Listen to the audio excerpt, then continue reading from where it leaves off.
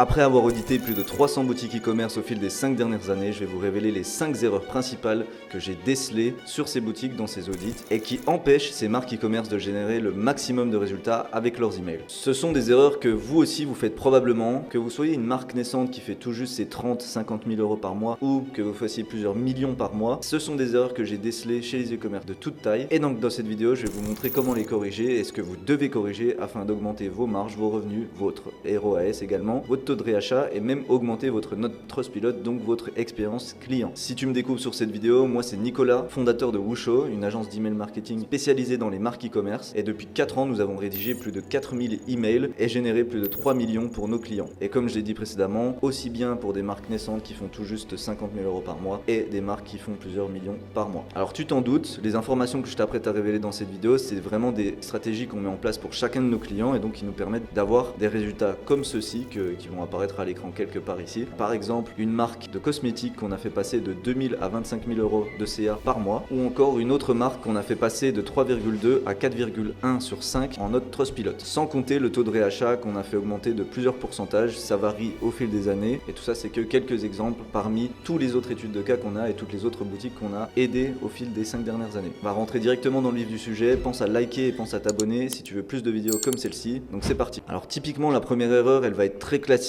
on va commencer par le plus basique, email, et de pas capturer les emails des visiteurs correctement. Bon, vous connaissez le classique 10% off quand quelqu'un s'inscrit à la newsletter. En vrai de vrai, c'est mieux que rien. Il y a certaines boutiques qui n'ont rien du tout, qui n'ont pas du tout ça, et vous devez absolument au moins mettre ça. Il y a des façons plus intelligentes de faire ça. J'explique ça dans d'autres vidéos, mais vous pouvez faire des concours, vous pouvez donner des cadeaux, vous pouvez donner un lead magnet, vous pouvez aussi dans la façon, la structure de votre pop-up, faire quelque chose d'intéressant et d'intriguant qui va résonner avec le client pour qu'il ait envie de s'engager dans ce pop-up. Par exemple, de cliquer sur un oui, je veux savoir ce qu'il y a derrière ça, et donc il est engagé, et donc il a plus de chances de mettre son email même si vous ne mettez pas de code promo. Vous le voyez à l'écran, ça c'est typiquement le schéma qui se passe dans la plupart des marques e-commerce que j'ai pu auditer. La plupart n'ont pas de système de capture email et donc on a 97 à 98% des gens qui ne vont pas, qui vont quitter le site. Éventuellement oui, vous allez payer un retargeting, un supplément en retargeting pour les ravoir, mais ça fait des coûts supplémentaires, donc moins de marge. Potentiellement il y aurait des gens qui auraient acheté chez vous sans avoir besoin d'être retargeté, etc. Même si on sait que c'est pas toujours aussi simple, mais c'est un point de contact à la limite, même si vous l'avez en retargeting, l'email est un point de contact supplémentaire et étant donné que vous allez connecter et engager avec vos clients avec ce pop-up, vous allez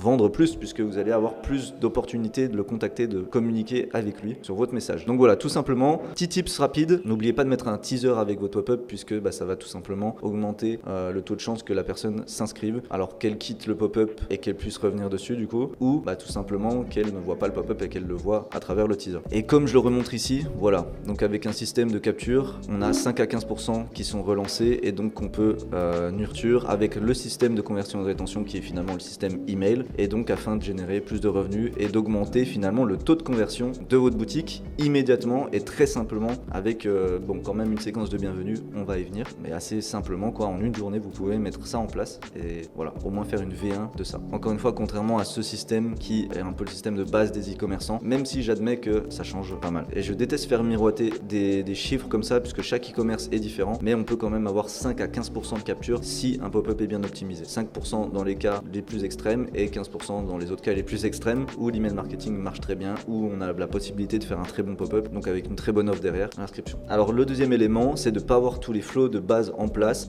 Oui, alors encore quelque chose d'assez finalement basique, je pense que de plus en plus de gens commencent à prendre conscience de ça. Je garde le meilleur pour la fin, mais vraiment je parle encore à des boutiques qui n'ont aucun système de séquence post-achat bien construite, aucun added to cart, alors qu'on est sur Klaviyo, Shopify, on peut facilement ajouter ça, maintenant c'est natif, mais voilà, pour vous expliquer tout simplement, oui, si vous débutez, vous avez peut-être pas besoin de compliquer les choses, mais quand même, j'ai fait une autre vidéo encore une fois à ce sujet, il y a des choses que vous devez absolument mettre en place pour maximiser vos résultats et ça va accélérer naturellement votre croissance puisque vous allez avoir plus de marge et donc plus de revenus à réinvestir. Vous allez même pouvoir améliorer l'expérience client parce que ici, oui, on va augmenter les revenus avec les emails, mais on va surtout aussi améliorer l'expérience client en plus d'avoir, par exemple, des meilleures notes Trustpilot. Je viendrai sur ce point juste après. Je vous montre rapidement. Pour moi, les flows de base, c'est vraiment la séquence de bienvenue, l'abandon de site, l'abandon de produit, l'abandon de panier et l'abandon de commande. Par défaut, vous avez tous le flow checkout started, donc qui est l'abandon de commande, mais on veut aussi mettre l'abandon de panier puisque généralement, ce que j'ai observé sur mes clients, c'est que ça générait à peu près la moitié des revenus, ou même, allez, de 1/4 à 3/4 des revenus du checkout started, donc de l'abandon de commande. Pour clarifier les choses, l'abandon de commande, c'est quand les personnes sont sur le bon de commande et vont arrêter leur parcours ici, et donc on va les relancer par email. Abandon de panier, c'est vraiment quand une personne ajoute au panier, mais ne va pas plus loin dans le parcours de vente. Donc c'est quelque chose ça montre une intention d'achat extrêmement élevée, il faut absolument capitaliser là-dessus, c'est très important. Pareil sur abandon de produit, on est sur une intention d'achat un peu moins élevée, mais sur certaines boutiques ça marche très très bien, parce que encore une fois, tous les résultats sont non exhaustifs, ça va dépendre vraiment de votre boutique. Je peux pas vous promettre abandon de produit d'avoir tant de pourcents de conversion. Je sais qu'on me pose beaucoup la question, en réalité c'est pas comme ça que ça se passe. Pareil pour les 30% de revenus, ça me tient à cœur aussi de pas dire que je vais vous donner la méthode miracle pour atteindre les 30% de revenus par email, parce qu'il y a des boutiques qui ne peuvent pas, il y a des boutiques qui peuvent avoir 50% de revenus par email, mais ça dépend vraiment de la niche, de la façon dont le funnel est fait, des sources d'acquisition, du branding, etc., etc. Bref, maintenant que ça c'est expliqué, les séquences, je vous invite aussi à voir mes autres vidéos pour avoir ça plus en détail, mais séquence de bienvenue, très important. Vous pouvez mettre pause sur la vidéo pour avoir le système. La séquence abandon de site, je la mettrai pas en priorité honnêtement, mais plutôt au moins ces 3 séquences. Faites au moins un email si vous n'avez pas le temps, si vous n'avez pas quelqu'un à disposition, si vous n'avez pas l'argent pour travailler avec moi, faites au moins un email. Voilà, ayez au moins quelque chose. Et pareil pour les séquences post-achat. Alors, ça va dépendre de vos produits, si vous avez des upsells, etc. Mais j'espère que vous avez des upsells. Pareil ici, ne vous embêtez pas à faire 5 séquences pour 3 segments, etc. Ayez simplement une séquence post-achat avec un mail pour les nouveaux clients, un mail pour les clients existants, pour les clients récurrents, et un mail de remerciement, un mail sur comment utiliser le produit. Donc ça va grandement améliorer l'expérience client, parce que en réalité la vente se fait même après que quelqu'un ait acheté, surtout si vous avez des produits qui ont un potentiel de réachat, qui sont consommables par exemple, et donc vous voulez absolument que la personne ait compris comment utiliser le produit, qu'elle soit encore vendue dessus, et même qu'elle comprenne votre marque et votre mission et tout ce que votre marque dégage. Donc voilà, c'est pour ça que j'ai mis ces éléments. Et ensuite évidemment vous voulez en profiter pour récolter des avis, mais aussi vendre d'autres produits dans cette séquence, puisque vous avez des gens qui sont normalement convaincus, donc qui vous font confiance. Donc c'est là aussi que vous allez pouvoir faire encore plus de revenus et même augmenter vos marges au global. Donc vraiment faites attention à vos séquences de base, focalisez-vous évidemment sur l'essentiel. J'ai fait une vidéo à ce titre, un mini guide sur le 20-80 à mettre en place, je vous invite à la regarder. Et désormais on va parler des paramètres de Klaviyo et de la segmentation. Alors il y a vraiment des choses toutes bêtes, mais que encore une fois j'ai beaucoup observé sur des gens. Alors là ça va être plutôt une liste de tips, mais typiquement désactiver la double opt-in, c'est-à-dire que on veut pas un email de confirmation, à moins que vous ayez un volume énorme d'emails et vous êtes sujet aux attaques de bots, de spam, etc. Si vous êtes une petite boutique qui a pas énormément de visites, je veux dire seulement quelques milliers, même à 10 000 visites, enfin des dizaines de milliers de visites, ça va encore. Désactiver la double opt-in, pas encore assez gros pour privilégier la qualité de vos leads à ce moment-là, et vous aussi vous protéger des bots. Donc désactivez bien la double opt-in. Envoyez pas de newsletter aux acheteurs récents, c'est-à-dire que pareil là dans l'esprit d'améliorer l'expérience client, on veut pas envoyer des emails aux acheteurs récents. Ça c'est un classique. Cependant, jouez avec les segments, envoyez parfois aux segments engagés, donc de 30 jours sur les gens les plus engagés, même 15 jours parfois, et relancez votre liste email avant les périodes de temps forts comme Black Friday, etc.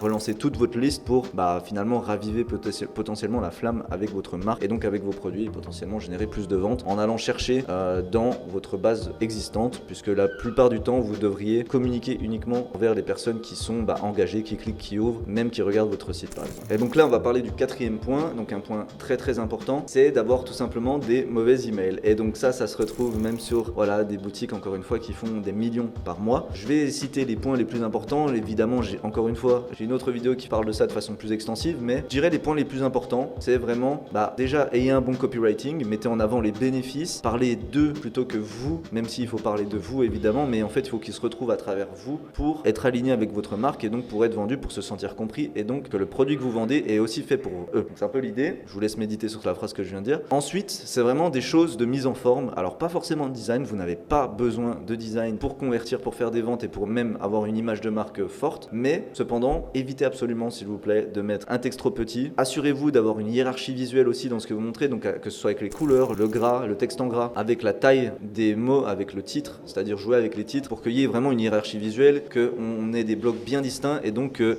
visuellement votre lecteur sache directement où poser ses yeux et donc que sa lecture soit fluide et donc qu'il y ait plus de lisibilité. Donc s'il y a plus de lisibilité, vous avez plus de chances de vendre tout simplement. Et donc ça relève du point que je voulais mentionner, c'est la mise en forme finalement. Et enfin sur le point des mauvais emails, je rajouterais finalement le fait de ne faire que des promotions Alors je sais que sur certains marchés, évidemment, ça va jouer comme ça, surtout sur les boutiques qui n'ont justement pas vraiment un branding très fort. C'est ce qu'on est entre guillemets réduit à faire sur certains de nos clients, honnêtement. Mais je privilégierais quand même toujours de créer une proximité, créer un truc en plus qui font qu'ils vont acheter chez vous, même si c'est exactement le même produit et même s'il y a exactement les mêmes bénéfices, tout simplement parce que vous allez dégager quelque chose en plus. Vous avez sûrement ça déjà au niveau personnel, c'est-à-dire vous savez qu'il y a un menuisier quelque part, alors peut-être pas un menuisier puisqu'on est dans le monde du web, mais par exemple vous connaissez un ami qui fait des logos, vous allez forcément, si vous savez qu'ils ont à peu près le même palmarès, évidemment qu'il n'y a pas quelqu'un qui a travaillé pour le même prix, qui a travaillé avec Ferrari, Bugatti ou quoi que ce soit, si vous les placez au même niveau d'autorité, eh bien vous allez forcément aller chez votre ami puisque vous avez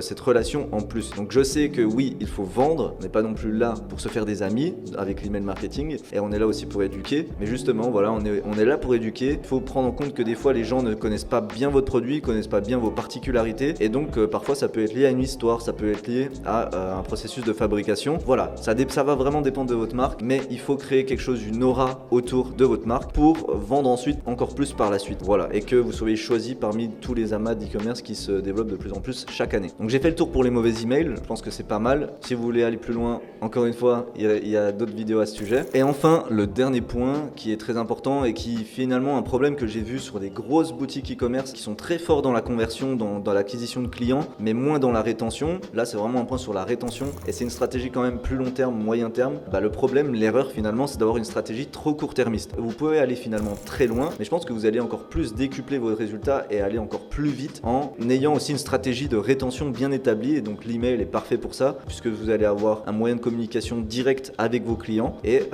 alors l'idée, c'est que ça rejoint un peu le point que j'ai dit sur les mauvais emails. Il faut entretenir aussi une relation et créer une proximité, sinon les gens ne vont jamais revenir chez vous. Et donc on veut créer une aura avec la marque, mais on veut aussi prendre soin du coup de ses acheteurs et les acheteurs récurrents. Vous-même, vous voulez par exemple avoir une bonne expérience client en ayant un bon packaging, en mettant un petit mot dans ce packaging, etc. Mais il faut pas que ça s'arrête là. Évidemment, vous voulez avoir un bon service client et même avec les emails, vous pouvez prévenir l'arrivée de requêtes sur votre service client en ayant par exemple une séquence post-achat qui est digne de ce nom, en faisant également des newsletters spécialement pour vos acheteurs de temps à autre. Ça dépend aussi. Si vous êtes à seulement 500 acheteurs, etc., peut-être que ça vaut même pas la peine, ça dépend. Mais il y a moyen, si vous restez consistant là-dedans et dans le nurturing et dans l'entretien de la relation avec vos clients, eh bien d'augmenter votre taux de réachat, donc votre LTV, et surtout d'augmenter votre satisfaction client, donc même votre réputation, et ça va avoir un effet composé sur tout le reste. Et selon moi, c'est extrêmement important puisque du coup, oui, vous pouvez mettre tous vos œufs dans la conversion et aller très loin comme ça. Je l'ai vu puisque j'ai audité des boutiques qui faisaient parfois 15 millions par an mais qui n'avaient aucune séquence post-achat. Mais à l'inverse, j'ai vu des très petites boutiques qui généraient énormément de revenus avec très peu d'acquisition, seulement grâce aux emails, tout simplement parce qu'ils avaient une bonne marque et ils prenaient soin de leurs clients et ils prenaient soin de leurs prospects également. Et ils les accompagnaient vraiment et étaient toujours là pour eux, même après qu'ils aient mis leur carte bleue sur le site et qu'ils aient dépensé de l'argent chez eux. Et voilà, si vous avez besoin de plus de précision sur comment régler ces points, je vous invite à regarder d'autres vidéos sur ma chaîne YouTube encore une fois, ou récupérer la ressource gratuite en description de cette vidéo. Et voilà, changez tous ces points dès aujourd'hui dans vos emails et je vous assure que vous allez avoir des résultats très rapidement, à la fois sur le court terme et vous allez le voir également sur le long terme. Si vous avez besoin de plus de précision sur comment appliquer tout ça, je vous invite à regarder mes autres vidéos YouTube. Vous pouvez également me contacter ou récupérer la ressource gratuite qui est mon guide complet sur le système email marketing qu'on met en place pour nos clients en ressources gratuites et qui est en description de cette vidéo. N'hésite pas à liker cette vidéo, à t'abonner et à me poser toutes tes questions en commentaire ou simplement me dire si cette vidéo t'a été utile. Je te remercie pour ton attention et je te dis à très bientôt. Salut!